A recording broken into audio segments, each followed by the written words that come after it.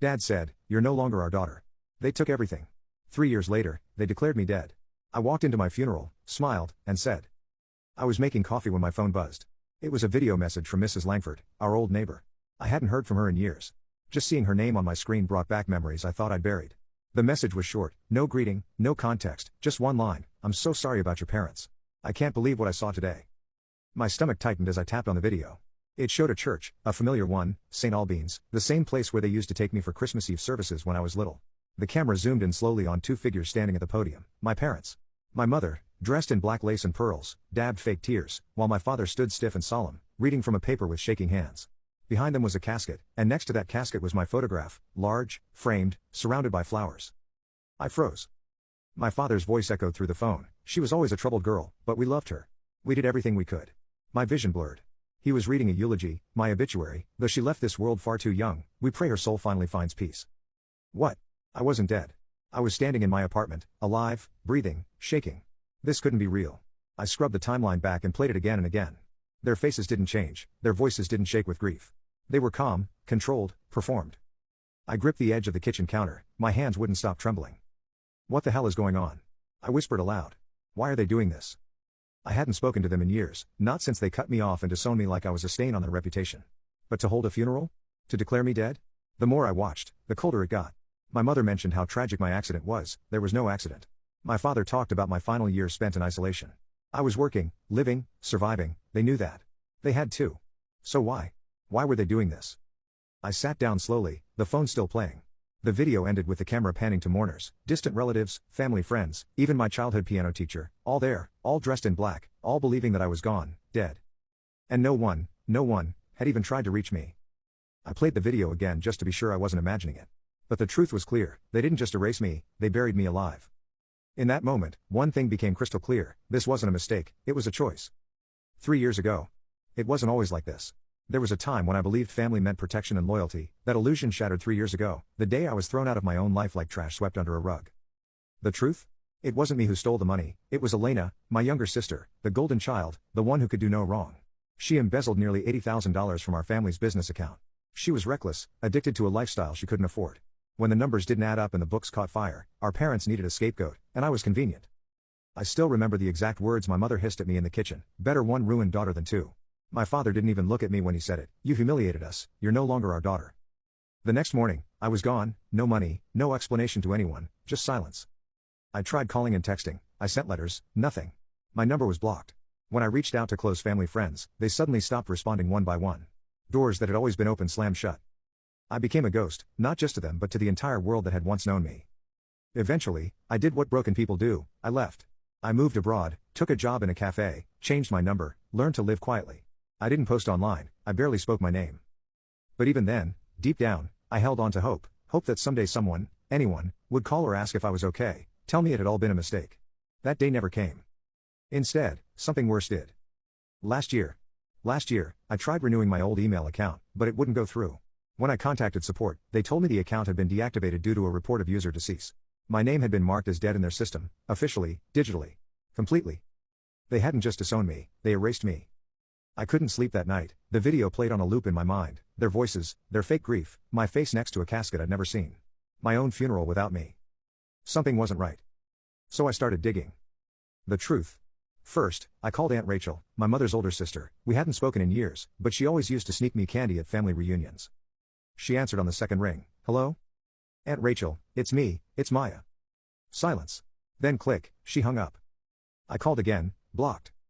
Next, I tried my cousins. One sent me a thumbs up emoji and never replied again. Another asked, "Is this some kind of sick joke?" No one believed it was me. Except one, Sam, my youngest cousin, the one who always looked up to me when we were kids. He texted back hesitantly, "Maya? Are you really alive?" "Yes, I need to know the truth. What did they tell everyone?" The typing bubble blinked for a long time before he replied. "They said you died in a car crash overseas 3 years ago." My stomach dropped. They had a whole story: a car crash while traveling overseas, too late to bring me home, cremation, closed casket. There had never been a car crash. I'd never even owned a car while abroad. Something snapped inside me. I pulled out every document I had: passport stamps, rental records, immigration papers. I had never been in an accident, I had never gone missing. So I checked public records online, and there it was. Maya Dikwa. Date of death: July 16th. Cause: road accident. status, deceased, certificate ID, RF 91327. They forged it, they made me legally dead. This wasn't grief, it wasn't denial, it was a cover-up. But what were they hiding that was worth burying me alive? Enough was enough. If they wanted me dead, they were about to see just how alive I really was. The next morning, I walked into a law office, with a stack of documents, and fire in my chest. You can click on share and more to see if there is a part 2. The young attorney across the desk looked stunned. You're challenging your own death? I slid the forged certificate across the table. I'm not dead. But I plan to haunt them. He blinked, nodded slowly. Then we'll start with a fraud complaint and a motion to revoke the declaration of death. It'll take time. But legally, I don't have time, I cut in. Because apparently, I have a memorial this Sunday. He looked up. I didn't flinch. Earlier that day, a message came through from an unknown number, just one line. They're holding a memorial for you next Sunday at St. Albans. No name. No explanation. But I knew the church. I knew the address. It was real. And so was my plan. I stood at the window of my apartment that night, the city lights glittering below me like sparks waiting for gasoline. They dressed me in lies, buried me in silence, pretended I never existed. But now I had a stage. Let them grieve. Let them cry. Let them perform. And when the curtain lifts, let's give them a funeral to remember. St. Albans had never looked so full. Cars lined the street like a parade of grief. The heavy doors of the church stood open just long enough to let in mourners dressed in black, weeping, whispering, hugging each other like tragedy had touched them personally. I watched from across the street, black coat, sunglasses, still invisible. It was surreal. Like watching a play about a character who looked like me, sounded like me, but wasn't me at all. Inside, the performance had begun. The organ played something slow and tragic. Candles flickered beneath my photo, the same one they used on the fake obituary. I remembered the day it was taken. I was smiling for real back then. My father stood at the pulpit, face solemn, voice just loud enough to carry. She was troubled, but we loved her. She lost her way, and though we couldn't reach her, we never stopped praying she'd come back to us. My mother sat in the front row, dabbing tears with lace-trimmed tissues like she'd practiced for weeks. Her sobs were delicate. Perfect. And Elena, she stood next to her, pearls clutched like they were keeping her heart from falling apart. My sister, Maya, was complicated, but she was mine. I wish I could have said goodbye. A lie wrapped in a tear, tied with a bow. I stepped closer to the door, just enough to hear it. The priest raised his hand, solemn. May she rest in peace. I exhaled slowly. Not yet. The show was still going. But the main character hadn't arrived. Let us now stand for a moment of silence, the priest's voice echoed through the church like a final curtain call. Everyone rose to their feet, heads bowed, eyes closed, hands folded politely over hearts. And in that breathless pause, I pushed open the doors. The sound was sharp, deliberate. 2 heavy oak doors groaning open like a tomb splitting in half. The cold light from outside poured into the church, spilling down the aisle like a spotlight. And I stepped into it. Slowly. Deliberately. Each heel strike on the marble floor echoed like a gunshot. Click. Click. Click. The silence cracked open. Gasps. A few people turned. Then more. Whispers bloomed like wildfire. Is that? It can't be. A child's voice pierced the tension. Mom, isn't that her? I took off my sunglasses. Eyes met mine, wide, disbelieving, terrified. My mother's face went pale. Her lips trembled. Then she crumpled, a hard, theatrical faint. Her body dropped like she'd rehearsed it. My father's mouth hung open, wine glass slipping from his fingers. It shattered against the pew. Elena locked eyes with me and froze. Her jaw clenched, her pearl necklace twisting in her grip. A half-full glass of champagne tumbled from her hand and splashed across her perfect white shoes. The priest, stunned, took a step back. I kept walking.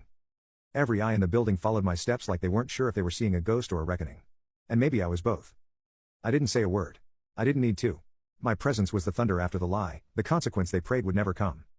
By the time I reached the front of the aisle, the room was holding its breath. I turned, faced them all, and smiled. Let the truth begin. I stood at the front of the church beneath my own portrait, the same photo they used to eulogize me, to bury me. I turned to face the crowd. Dozens of eyes stared at me like I'd risen from the grave. Good. Let them look. I cleared my throat once and spoke into the silence. I heard I died. But I'm here to correct the story. A ripple went through the room. No one moved. Some had phones in their hands but forgot to blink, let alone hit record. There was no accident. No tragic car crash overseas. No closed casket because the body was unrecognizable. I pulled a folder from my coat, thick, stamped, sealed with government marks and international dates. These are my passport stamps. My employment records. Tax filings. Apartment leases. I've been alive. I've been working. I've been surviving. The only thing I lost was them. I turned to my parents. They told the world I died. Faked the documents, filed a certificate. And when I was legally gone, I turned my eyes to Elena, who stood frozen, fingers clenched around her pearls. They transferred everything to her. My trust fund. My inheritance. My life. Elena opened her mouth, tried to speak. I didn't let her. Enjoy the house you bought with my money? A murmur rose like thunder behind me. Someone whispered, she's got proof. Another gasped. And then, a phone lifted, red dot blinking. Good. Let the world see this funeral for what it really was. Not a farewell. A cover-up. You didn't lose a daughter, I said, staring my father down. You threw her away. And now you get to watch her walk back in. The lies were ashes. And I had just lit the match. I turned back one last time. My father's face was pale. My mother still trembled in her seat. Elena, hollow, defeated. No pearls to clutch now. You buried me to protect yourselves, I said calmly. But I came back to haunt you with the truth. No more shouting. No more lies.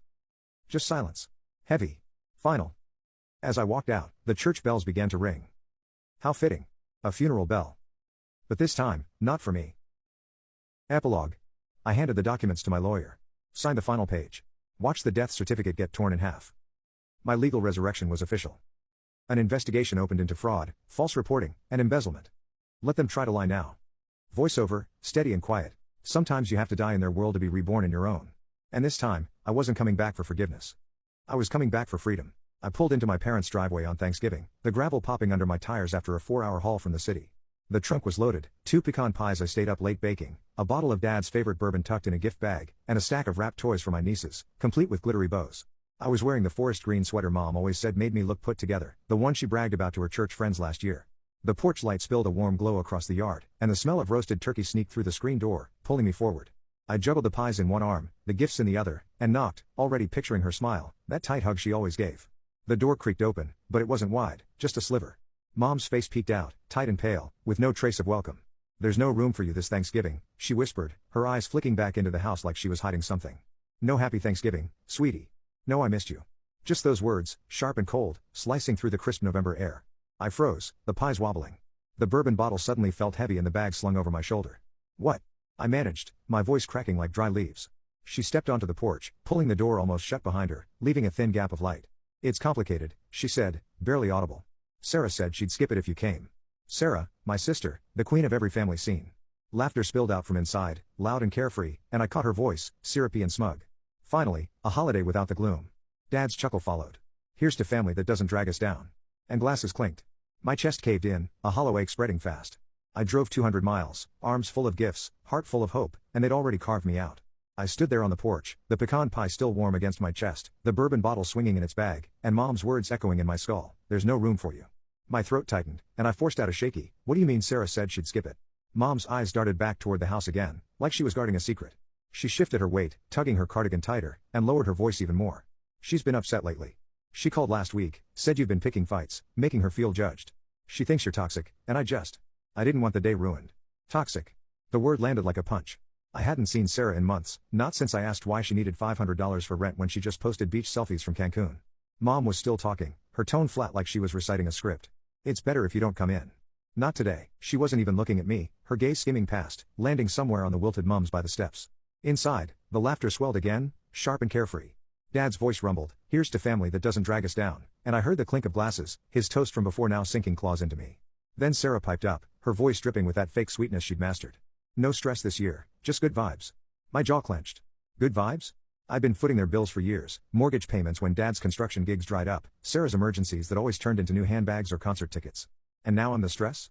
The pies felt like bricks in my arms, the gifts for the kids suddenly ridiculous. I blinked hard, trying to process it. You're serious? I said, louder than I meant to. Mom flinched, glancing back through the door's crack. Please keep it down. They're having a good time. A good time without me. The realization hit like ice water. They'd planned this, carved out their perfect little holiday, and I was the piece that didn't fit. Sarah's always been the star, the one they cuddle, while I'm the workhorse, the one who picks up the slack. I thought of the late night calls, Dad gruffly asking for just a couple hundred to tide them over, Mom's soft guilt trips about how Sarah's trying so hard. I'd sent thousands, patched their leaky life together, and this is what I get? A whispered banishment on a porch I'd painted twice with my own money? My pulse hammered in my ears. I drove 4 hours, I said, my voice rising despite her warning. I brought all this. I lifted the pies an inch, the bourbon bag knocking against my hip. And you're telling me Sarah gets to decide I'm not welcome? Mom's mouth opened, then shut. She stepped closer, her whisper sharp now. She said you'd make it tense. You always ask too many questions, push too hard. She just wants peace. Peace? The irony burned. I'd kept their lights on, their roof over their heads, and Sarah was whining about peace? I heard her laugh again, high and bright, followed by my niece squealing, probably playing with something Sarah bought to look generous. My fingers tightened around the pie tins, the edges biting into my palms. I wanted to shove past Mom, barge in, demand they see me, but my feet wouldn't move. Instead, I pictured it, Sarah smirking at the table, Dad pouring bourbon I paid for, Mom fussing over everyone but me.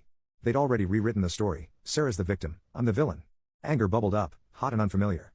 I'd spent years swallowing it, telling myself family means sacrifice, that I'm the steady one they lean on. But this wasn't leaning. This was shoving me out. My eyes stung, but I blinked it back, forcing a smile that felt more like a snarl. They want peace? Fine. I'll give them something else entirely. The pies trembled in my grip, and I was half tempted to hurl them at the door. Let the pecan splatter across the wood I stained last summer. But I didn't, not yet. I just stood there, the cold seeping through my sweater, and let the truth settle. They don't want me here, but they've never stopped wanting what I give. The cold bit at my knuckles as I stood on the porch, the pecan pies still clutched against my chest, Mom's whispered rejection ringing in my ears. Her eyes flickered with unease, but she didn't budge, didn't invite me in.